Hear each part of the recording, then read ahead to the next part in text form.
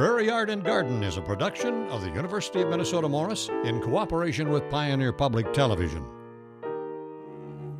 Funding for Prairie Yard and Garden is provided in part by Heartland Motor Company, providing service for over 30 years in the heart of truck country. Heartland Motor Company, we have your best interest at heart. Farmers Mutual Telephone Company and Federated Telephone Cooperative, proud to be powering ASERA. Mark and Margaret Yakel Julien, in honor of Shalom Hill Farm, a nonprofit rural education retreat center in a beautiful prairie setting near Windham in southwestern Minnesota. Shalom Hill Farm, shalomhill.org. Diamond Willow Advanced Care Assisted Living, providing custom homes with smaller settings designed especially for high care needs. Growing up, our farm was about 450 acres, so we had lots of room to have gardens and grow sweet corn and potatoes. But not everyone has that luxury of lots of space for gardening, especially if you live in town. I'm Mary Holm, host of Prairie Yard and Garden, and let's go meet a young couple who have limited space but are very creative in producing food for their family to enjoy.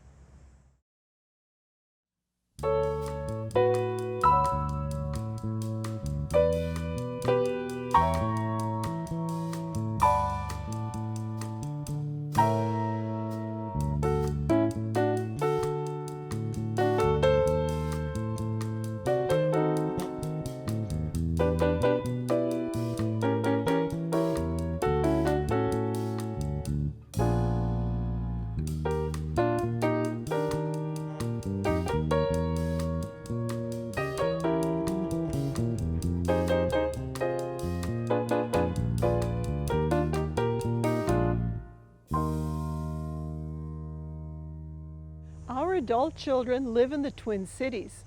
When we go to visit them, it is not unusual to see homes and yards that are filled with flowers or sometimes even vegetable gardens in the front yards.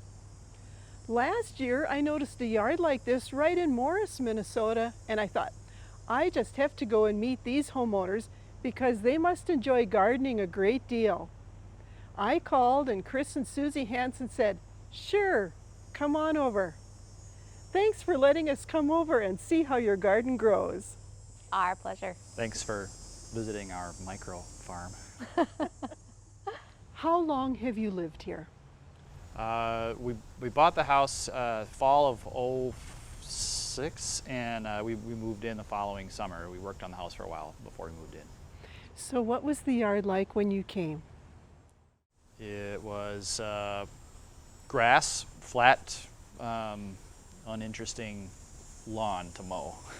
Okay. So what made you decide to turn the grass into garden? So our children were small at the time and they didn't like vegetables.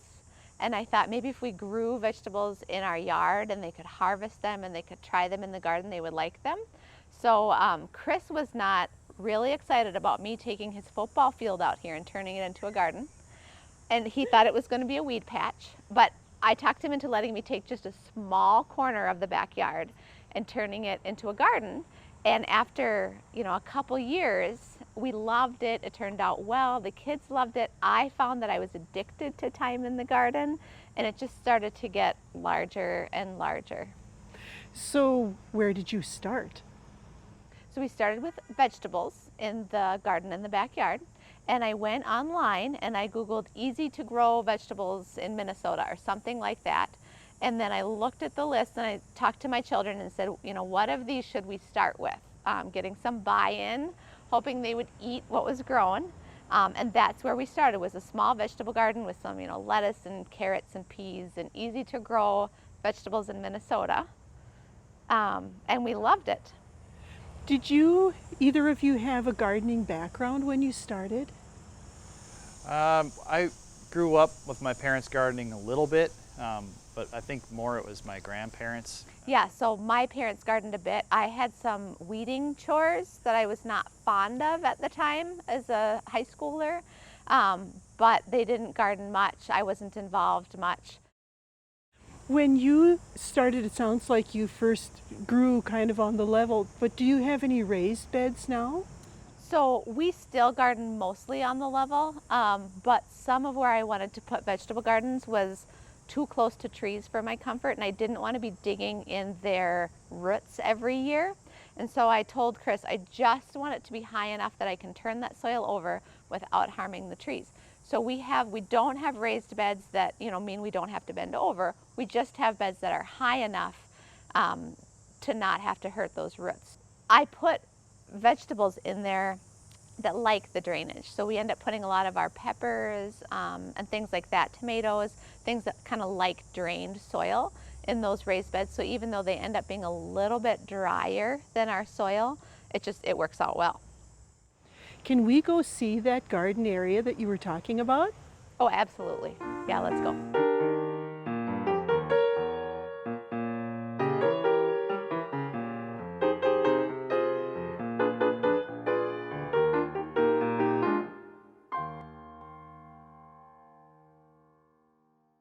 So these are the raised beds we were talking about, and here's our pepper plants in the beds. In between the beds, we have walking paths where I put down, some of them have a lomo grass, and we're kind of experimenting with how to get the grass to take over and not the weeds to take over. But as we kind of get better at that, we plan to plant that through our walkways. So we don't have to weed our walkways. Right now we have black tarp down, keeping the weeds away. It's like a rubber roofing membrane we salvaged from somewhere. So then we only have to weed the garden beds, which are these kind of 4-foot wide beds that we have. So this one is a raised bed, and it has some basil and some peppers. You can see we got 2 inches of rain last night, and I have a real happy jalapeno plant here that is outgrowing its stake. A lot of what we do is experimentation. We try and we fail, and then we do something different. So these stakes might be a failed experiment.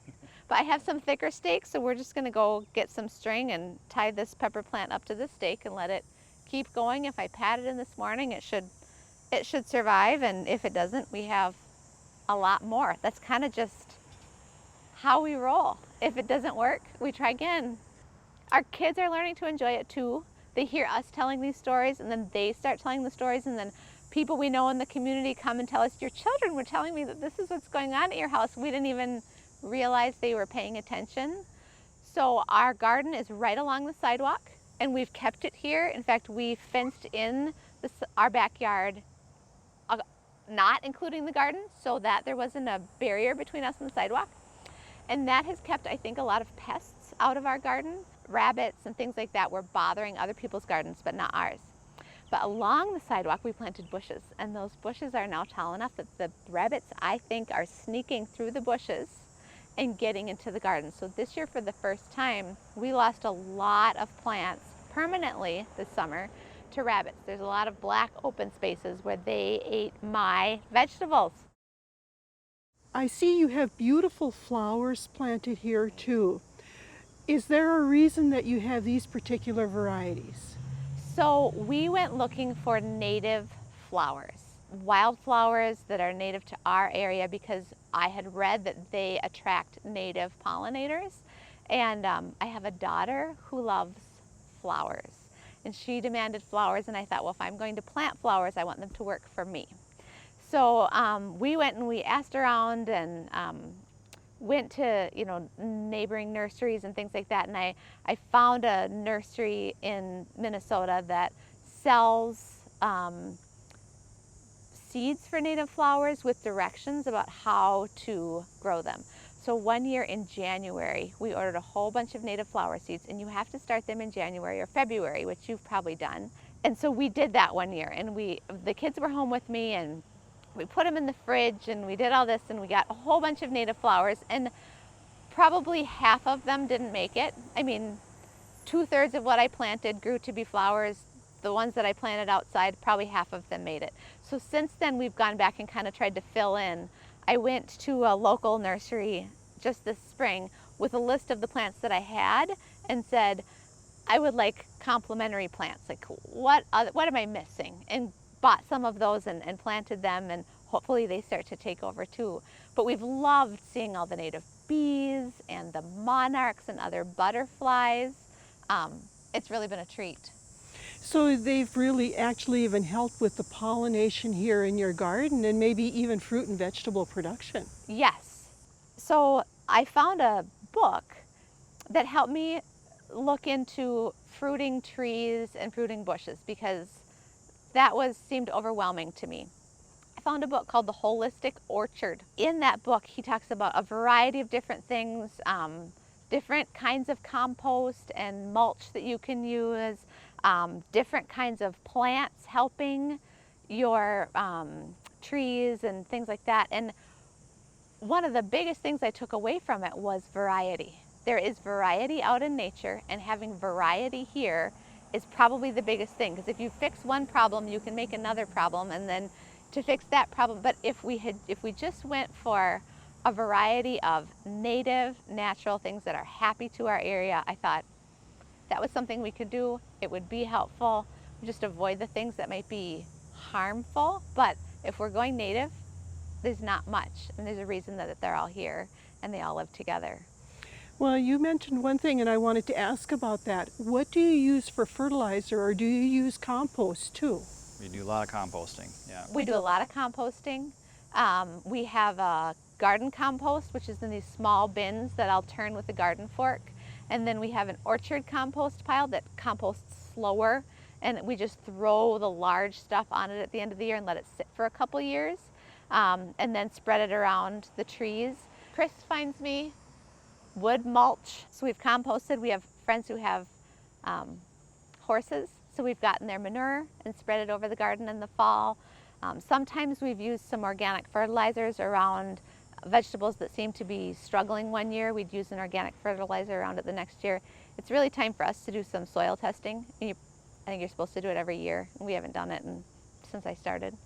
So, and it's been 8 years I've been gardening now. I think this is our 8th year. So it's time to do a soil test and send that into the U of M lab or whatever, and have them tell us kind of what we're missing, because we've been just doing random things, helping the soil. Now, you actually have fruits too, I believe. Is that correct? Right. So we planted fruiting trees, apples, Plum, cherry, apricot. peach. Yep. I have one peach. We have yet to get peaches. That might be it for the trees. And then we have fruiting bushes. Black raspberry, black chokecherry, which is aronia, honeyberry. Honeyberries, that was a fun one. Those are our to favorite. discover, They're like yeah. wild blueberries. They come in the spring, and boy, do we get a lot of them. That's what these bushes are, planted along the sidewalk. So again, we just kind of went for variety. Plant a couple of these here and 3 of those there, and see what we like. And Where did you get your plants from? Do you get them from local nurseries? Do you order them, or where do you find them? all over. We've gotten them from local nurseries. We've gotten them from area stands that get set up. We've ordered them on the internet. Sometimes I've ordered them from the large companies. A lot of the fruiting trees, we found a nursery, because we are borderline zone 3. And I found a nursery in New York. They grow all their trees in zone 3, pull them out, send them to you bare root, and you plant them here. So that was kind of what helped us decide. I knew I was looking for fruiting trees. I knew I was looking for stuff that would survive well here. And I found this nursery, and we looked at what they had and what we wanted, and we just started there and ordered that. Now, do you eat all of your produce fresh, or do you freeze or can? How do you use all the produce? Again, a mix of things. I think if we ate it all fresh, that would be all we could eat all summer long. We do a lot of freezing, a lot of canning. Susie's salsa has become world famous pretty much. People who have one jar, they come back knocking on the door again for more, it seems like. And now the kids, it's easier to get them to eat vegetables when we're, doing such good things with them. Do they help with canning and picking and stuff too? They absolutely do. I came home to eat lunch with my kids last week, and my daughter is at the table, and she said, "Mom, look what I found." And she had been out in the beans, and she had found our beans were eaten by rabbits 3 times this year. So we're just starting to get beans now, end of August. She said, "I found beans," and she had like 9 beans. "I'll share," she says. So she and I split the beans, and to watch her there thrilled about eating these beans was great. But we started making pickles out of our cucumbers. They love the pickles that I make. The pickles from the grocery store are not good enough anymore. Honeyberries in the spring. Honeyberry jam is a favorite. Putting honeyberries in crepes and on ice cream. What do your neighbors think of your yard? People really seem to enjoy what we are doing. And so, not just because, you know, it is a good idea to practice, you know, salsa diplomacy and bring things to people, but we invite people into our lives, and neighborhood kids, you know, help with, you know, they can pick some berries or things like that and whatever, but no, people genuinely take pleasure and interest in what we're doing, and that's part of why we planted the garden along the sidewalk here, is because people are always wanting to engage us and talk to us about it, and it's kind of become a little bit of an outreach to our neighborhood, and there's a lot of young families right within a couple of blocks here. So I'm amazed actually at how much interest there has been in our little place here. I think it helps that we started the garden for children, and so we had neighborhood children coming in from the very first year and picking the peas and the beans off of the vines. And then when it got larger, there was a year where I realized the kids couldn't figure out where they were supposed to walk anymore. And so that's where we ended up starting to put the paths in the garden, so they would know this is where you can walk, because I wanted them to feel like they could still come in. Most of our neighbors have children, and their children like our garden.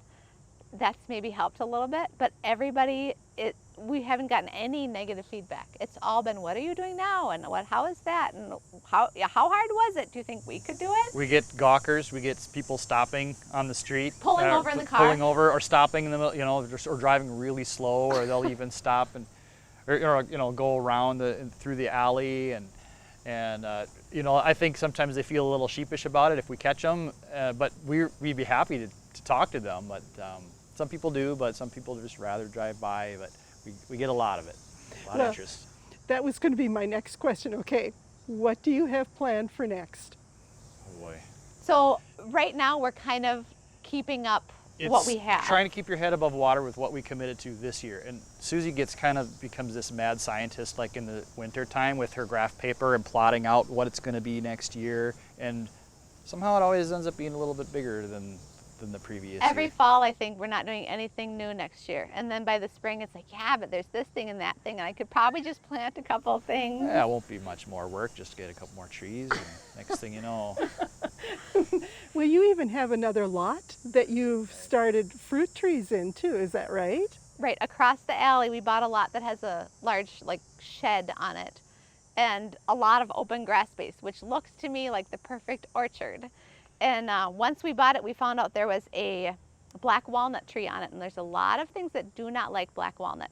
So we kind of planned where we were going to plant things by how close they were to the black walnut, and made sure that they were going to be where they could be healthy and happy, and so far, so good. This is very, very impressive here, and I love your raised beds, but that looks like there's a whole nother section over there. Can we go see that too? Sure. Yeah, Let's go, yeah.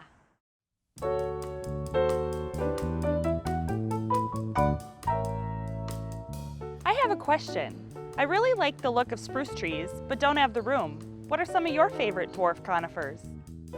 Well, there's all kinds of different dwarf conifers that people could grow in their yard, particularly if they don't have enough space for, you know, the large type. And they come in all kinds of forms, from ground covery type of things, like this one here. This is a Scotch pine, which a normal Scotch pine would grow up to 40, 50 feet tall. But this one spreads out into this ground cover, and it's really beautiful. And if that's what you're looking for, a ground cover, you could have a ground cover pine. They also come in dense, rounded forms. A Norway spruce with yellow foliage that's somewhat weeping and never gets really big. Here's another Norway spruce that, although it's not totally dwarf, it's much smaller than the straight species, and it's got this weeping effect and it's very wide. Some dwarf conifers come in shades of yellow, some in shades of orange, a little bit of white in the leaves. So there's quite a lot of color variation in the dwarf conifers that a person can choose to grow in their garden at home. Aside from pines and junipers and spruces, there are other kinds of conifers that come in dwarf varieties, one of which is the Chamaecyparis, or false cypress, sort of dwarf variety of the Saguaro false cypress that has yellow leaves that makes quite the show in the garden. The regular straight species is green. It's a nice plant, but it gets quite a bit bigger, and this one has a stunning yellow look that, you know, adds some texture and color in the garden. So there are many different varieties of dwarf conifers that can be grown that are hardy here in Minnesota, and they're easily available at nurseries. A little on the expensive side because they're slow growing and can be a little hard to propagate, but they could be a great addition to anybody's garden. Ask the Arboretum Experts has been brought to you by the Minnesota Landscape Arboretum in Chanhassen, dedicated to enriching lives through the appreciation and knowledge of plants. So here we are in the level section of our garden, surrounded by vines. So we have cucumbers and beans and tomatoes, and we had a problem with our plants ruining our trellis every year. So Chris found me a trellis. Well, it's just, I bought some fencing or hog paneling from a local farmer, and it works great. We just, every year we drive stakes and you know, zip tie lash to the it's sturdy. It's, you know, it'll hold a lot of weight.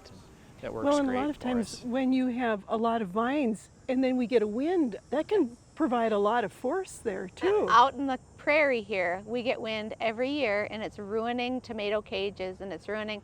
So I've just started winding my vines through this hog paneling, and then when I need to, like for tomatoes or whatnot, I will tie them. I get some jute twine and I tie it on. And the twine, if it drops in the garden, it just composts and becomes compost, and it's fine. But we have two different kinds of tomatoes in front of us. I use Roma tomatoes for making salsas, and we even put them on sandwiches and in salads and things. And those are determinate. Most Roma tomatoes are determinate. That means they grow to a certain height and they're kind of done, and they're nice and kind of easy to get to. But we also like to have some cherry tomatoes. So I like to start things from seed. I get my Roma tomatoes, I start them from seed every year. But then I go and I buy one plant from a local place that's an indeterminate cherry tomato. And they go nuts. If you look at our tomatoes, it kind of is like this, and then there's one area that's like that is one tomato plant going nuts on the trellis, and we get tons of cherry tomatoes off of it. And I noticed that you have carrots and onions planted together here. Mm-hmm. I made wide rows. I made 4-foot wide rows, and I just plant two rows within my garden, my 4-foot wide garden. But some things didn't need to be that far apart. And so I use a book called Carrots Love Tomatoes to kind of figure out which things I want to plant in these rows together. And when there's something that doesn't need the whole sort of 2-foot wide space, I'll plant 2 rows in there. So carrots and onions love each other, and they both love tomatoes. So I have kind of 1 row of carrots and 1 row of onions right next to each other, next to a row of tomatoes. Now, I'm standing here by some potatoes too, and it looks like you mulch your potatoes. Right, so to plant potatoes, you dig a channel and you plant potatoes in the bottom of it, and then you usually put dirt on top of them and almost make a hill of dirt as these potatoes grow. Then you have to dig down through all of that dirt to get the potatoes out, and I'm always shoving the dirt into the potatoes and I'm cutting the potatoes. So somebody gave me a tip one year, and I make my channel and I plant my potatoes, and then after that I just put straw on top of them and I cover them with straw, and at the end of the year I just dig through the straw and out come all the potatoes. We have to dig out a few at the bottom, but it's so much faster and easier. Another example of kind of learning as we go and the collaborative aspect to this. We get a lot of really good information from experienced gardeners, and we're learning as we go. It's kind of, we call it building capacity. We probably couldn't do it like this big when we started, but as the garden gets bigger, our ability to continue to keep up with it. One year I decided to try to use straw to help with my weed problem, to mulch everywhere, and we had a huge issue with like fungus and mold because that is in straw. So when I covered my whole garden with straw, we lost vegetables that year, and I learned I can use it in small amounts. But the potatoes, you'll still get enough coverage with the straw so that they don't turn green from sunshine and it still shades them enough. Yes, as long as I kind of pile enough on there. I want to make sure I have enough on there, and then we haven't had real issue with green potatoes. Okay. It looks like your cucumbers really do well crawling up here. That's got to make it a lot easier for harvesting too. Yes, yes. If we get ones that grow out and not up, I just end up cutting them off. But we kind of catch them and we just put them up, and it's real easy once you get them in here.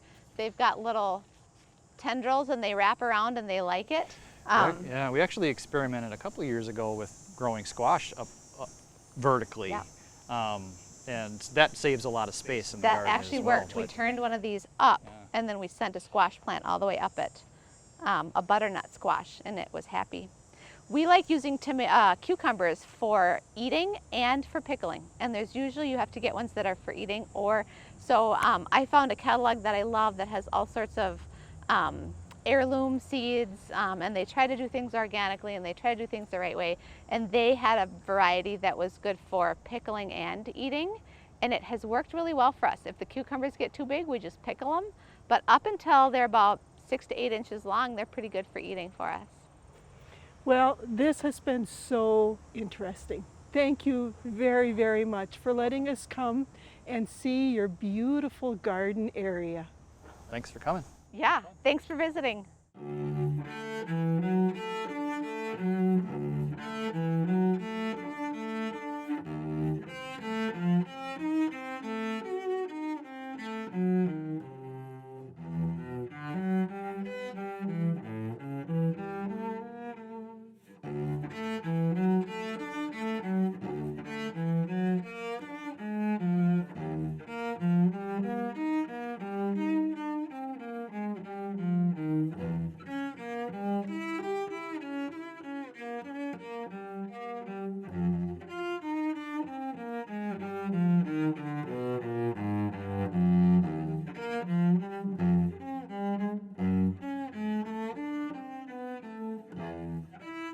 Funding for Prairie Yard and Garden is provided in part by Heartland Motor Company, providing service for over 30 years in the heart of truck country.